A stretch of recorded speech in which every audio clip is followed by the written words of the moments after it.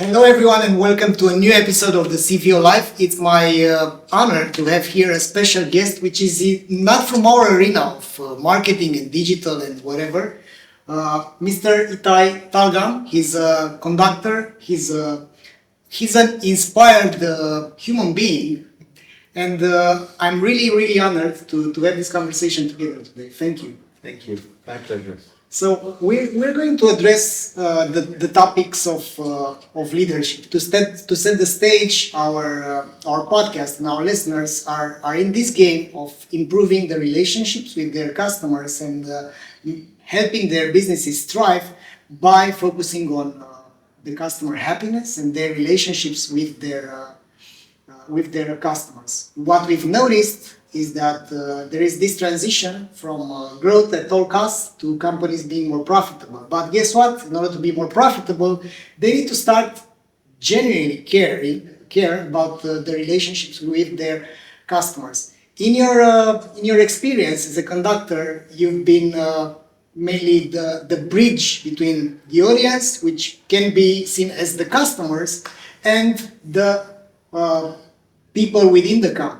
Right, so you've acted like the leader of the entire setup, which is maybe the job of a CEO or a leader within a company.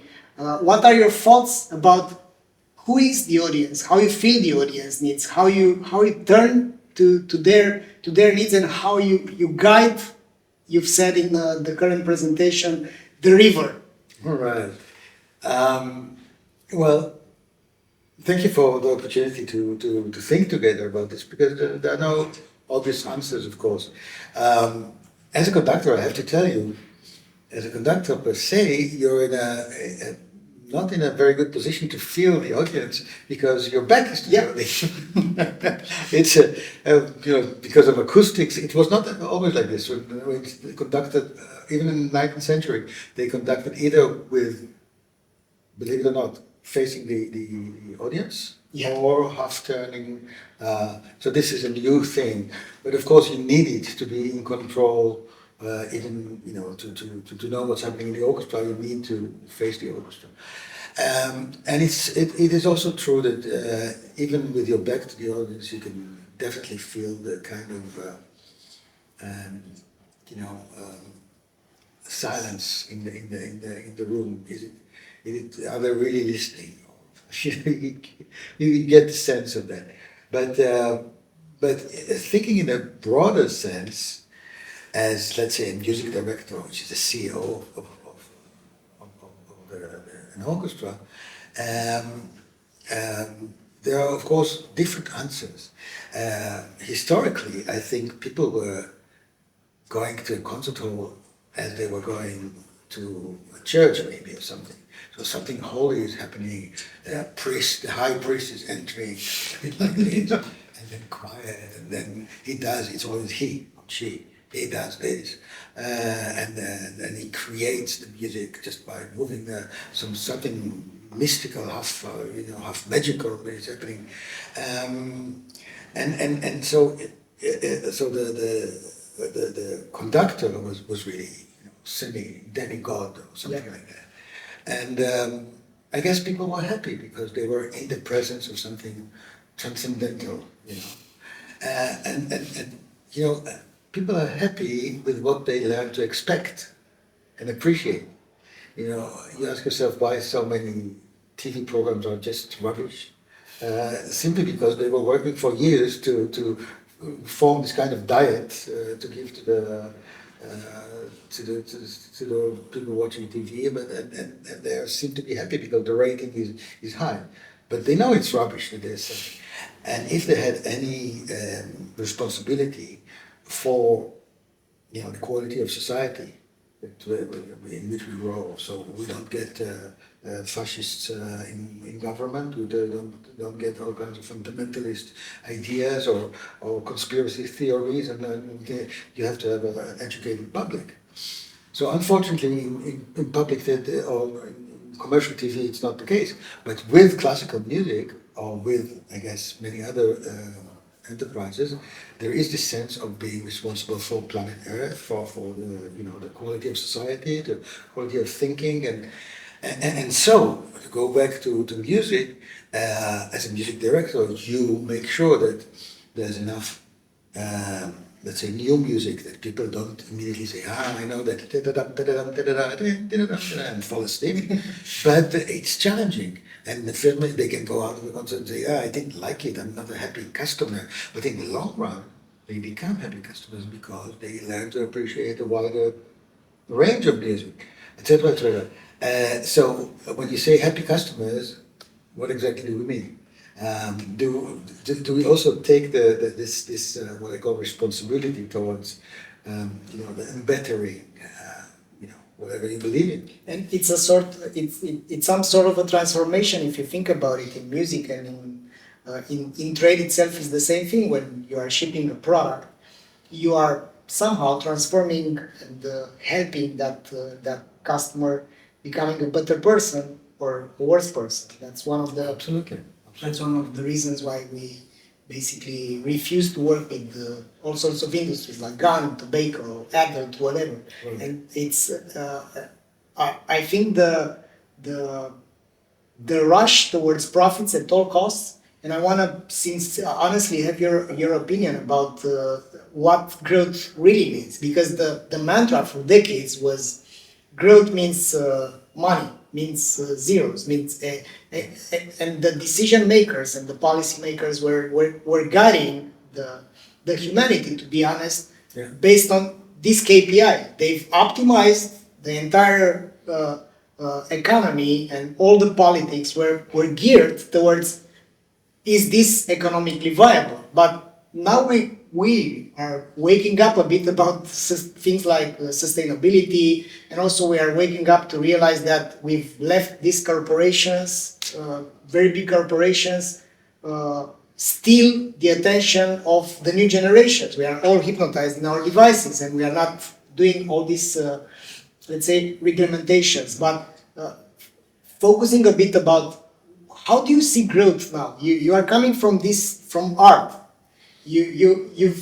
You've catched these subtle changes by leading an orchestra and by being connected with the audience, just by feeling the energy, and as you said, the silence between it.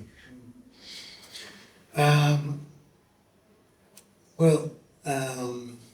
have to say, it's easy to sit here and criticize, orchestras or opera houses for being commercially, motivated. But mostly the arts are, they always need money. There's always too little. Either the government is giving money, like in Europe, or rich people, like in America. But there's whatever the model of financing, it's always too little.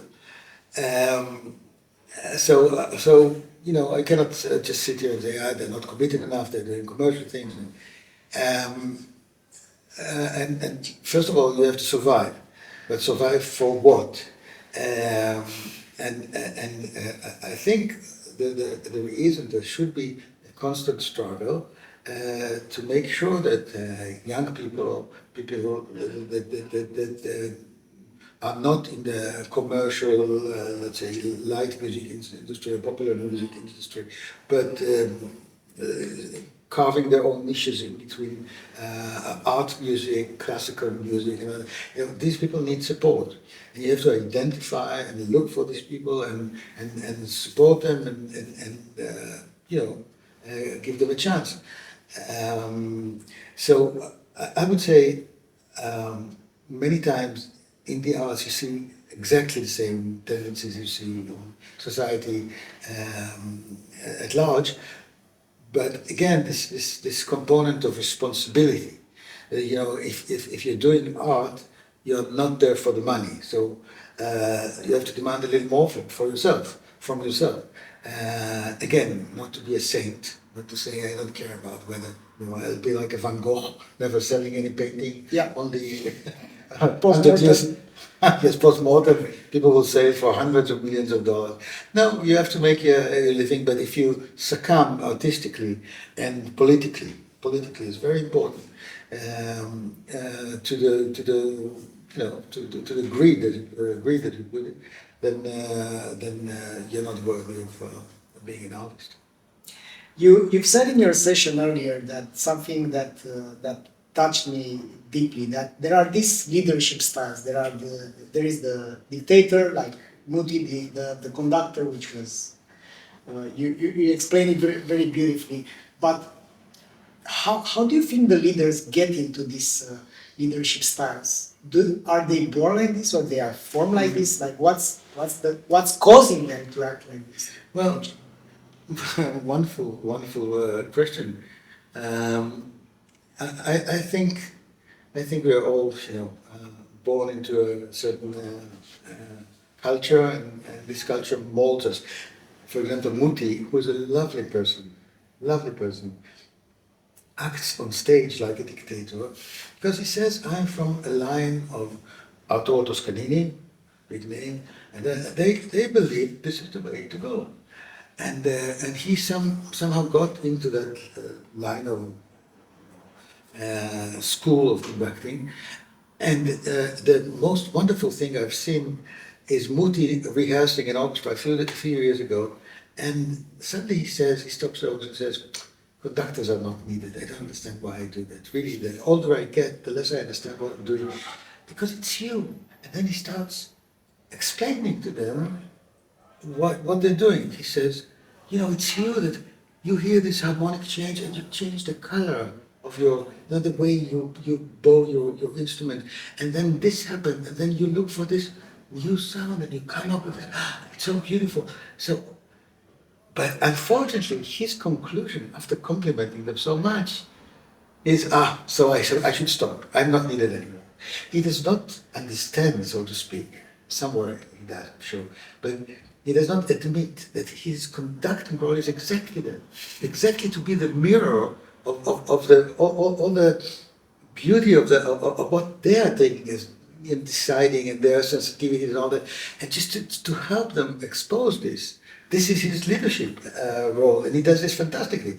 But at the end, he said, "If I don't do this and you don't obey to me, that means I have to stop conducting." So he simply has to, change something in his head, because somehow he understands that it's not about him, it's about helping other people actually perform. There is also another leadership style that you've articulated, which is the one with your eyes closed. And what I loved about it is that you end up being disconnected. And what are the consequences of such a leadership style where you are caught up in your music, in your flow, you are closing your eyes, and there are many leaders, many CEOs which are doing exactly that. They want to do their craft, and they end up disconnected. Well, the thing is, I was speaking about Herbert von Karajan, who was the head, the helm of the Berliner Philharmonic, which is probably the best orchestra in the world for 37 years. So he didn't, he made a great impact. One has to remember that. But the thing is,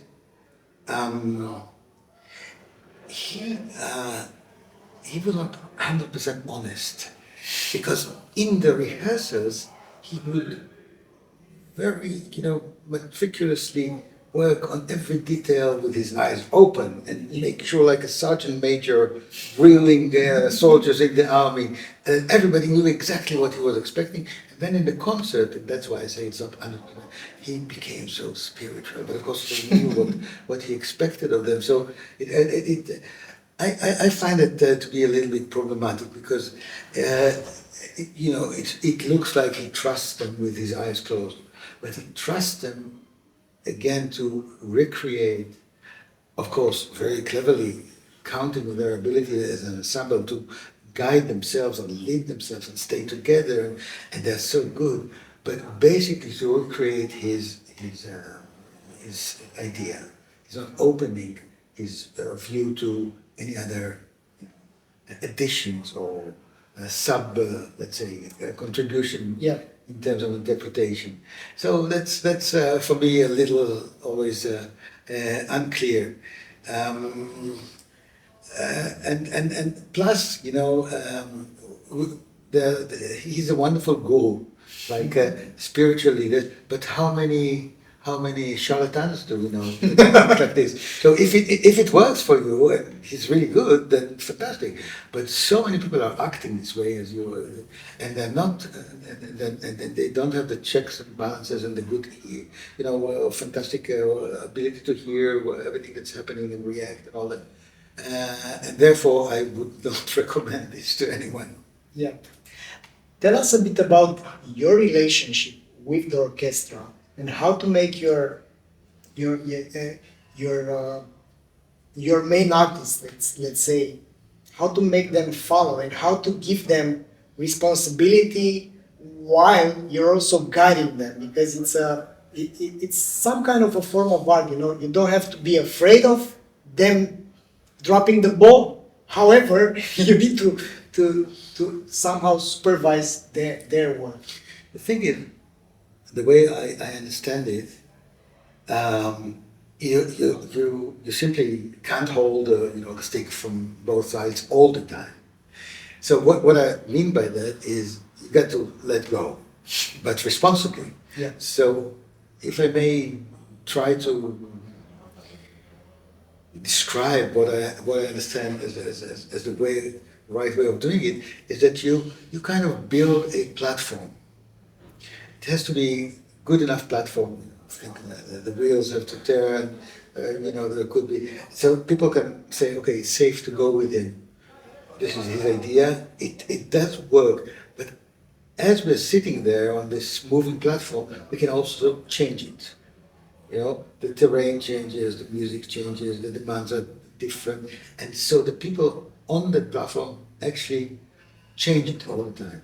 And so you've given something, and now your job is not to make sure that they don't change anything, but your job is to support them in a way that enables them to change and grow and supports them, but also, as I say, not to get off the road. So, if there's something, sometimes even, it's a technical thing. From this side of the stage to there, the acoustics is not good enough and people cannot hear each other. You have to be in the middle just to make sure that they actually know what tempo they're taking in this. Sometimes you just simply have to make sure that people, listen to each other. But you have to support not the outcome, but the process. The process. That's very important. I wrote this book, which I call The Ignorant Maestro, which is an homage to the French philosopher who wrote the essay, the Ignorant Schoolmaster. He wrote about education. And he said the most wonderful thing. He said, an ignorant can teach another ignorant what he himself does not know. That's fantastic, no? Because if you think of knowledge as something, I have it, you don't have it, so I pour it from above to your head, and then you become more full. Then, of course, if you're an ignorant, you have nothing to do. But he said that the real role of an educator, and I say of a conductor and of a CVO, manager, is to actually support the learning process or the execution of his or her people. So you don't have, again, you have to support in terms of, for example, people get tired. They need someone to encourage them, say, it's very close from where I hear, it's almost, maybe a little more. So sometimes it's just willpower. Yeah. And sometimes it's asking the questions. I don't know, why is it called the ignorant maestro? Ignorant in the sense, not that you're stupid, but that you assume that you don't know where your people are going to get to. But if you're the CEO and I say, look, I already see the end, I'll just help you get to what then you limit me. So if you say, look, this is my idea, but who knows? You might take it to, heights you cannot even imagine. So I'm ignorant of that, and while being ignorant, I support you in your quest. You need some support here, some all kinds of support, I guess. Yeah. Depending on what you do, but you're supporting the process, not the final outcome. Lovely. Yeah. I wanna ask you something regarding your people. How do you how do you notice? How do you evaluate? What do you do when you have someone in your orchestra which is far behind the other ones? How do you tackle this? It happens all the time. Yeah, sometimes it's very hard. Human, you have an old player. Sometimes in the good way, it's about flexibility of the ego. And but still, you don't want to tell an old guy, "I'm an old guy now. Just we can't use you anymore. It's horrible." So you try all kinds of things. To divide the work between, so put the ones who are better in certain things and ones.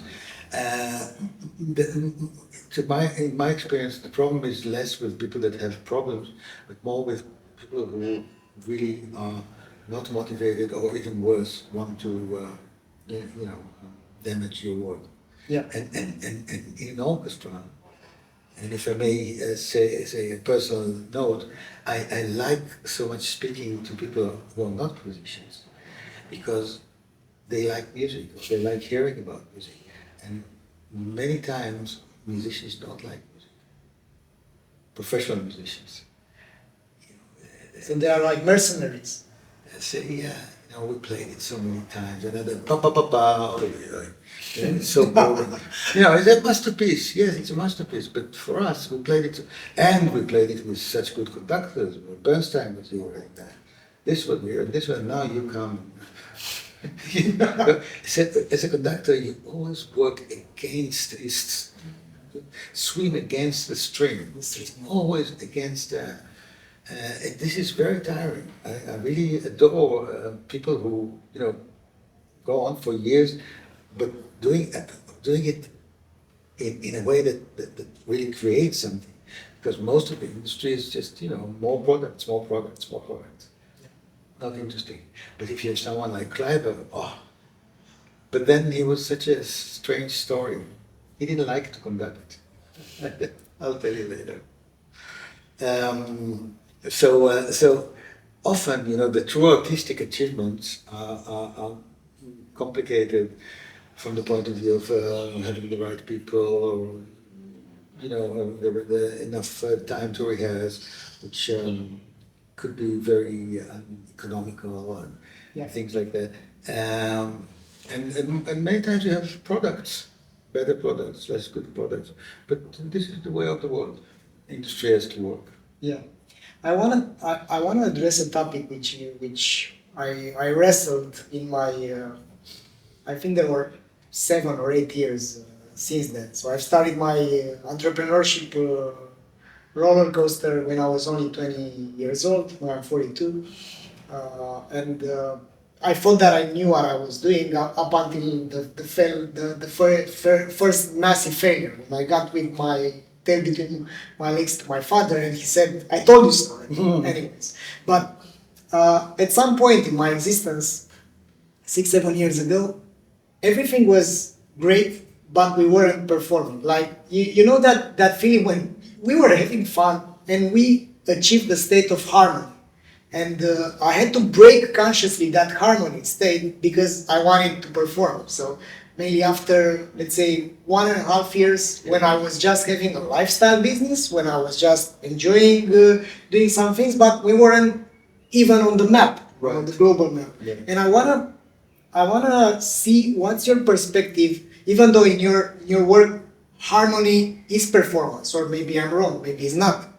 How do you, are these two concepts adverse, or they can work together? Yeah, again, a very good question, because you see, we speak about harmony, but not harmony in terms of like everybody sitting on the mushroom with their weed and seeing just beautiful psychedelic hallucinations. Not this kind of harmony, but harmony which is really a flow. But the flow of things that are dissonant, and then they become, and then some other thing, and for this kind of flow, and so where things are happening, creation, creativity you need to have all the time gaps. So what you would, my language for what is the conductor has to, on one hand, create, order and harmonize, but at the same time also disrupt the harmony. You always have to open a little gap, make people aware of, they're walking on a tight rope here. It's not because if people are just easy where they are, they stop listening. It's routine takes over, etc., etc. So all the time, in small minutes and in the bigger picture of what kind of music we play and etc., etc. What kind of artists we call in as guest artists to challenge us with new perceptions of music. It's always open a. In fact, in my mentioned book, one of the main is called Gaps. It's called Lead Through the Gaps or something like that. It's all about how to create gaps. Actually, what happens is that gaps exist anyhow, but people are so afraid from gaps because they perceive them as voids, as just nothingness. So if there's nothing, let's fill it with the procedure. When a customer comes here and he's not happy, our procedure we do this just to close this gap. But actually, if you would look into the gap and find out why your customer is not happy, then it's a growth opportunity for you, right? Exactly. But people are afraid. When something don't work, they're okay. We'll pay him back the interest he was paying, or whatever. We'll send him a new thing. But what happened in the process? Why did it get to? What's the pattern behind it? Yeah. So if you do that, you turn this void, which is into a gap, which again is an opportunity to learn. I think that's exactly what leaders should be doing. Should be giving the sense of process of where we're going, of meaning, and also always opening gaps and encourage other people to open gaps.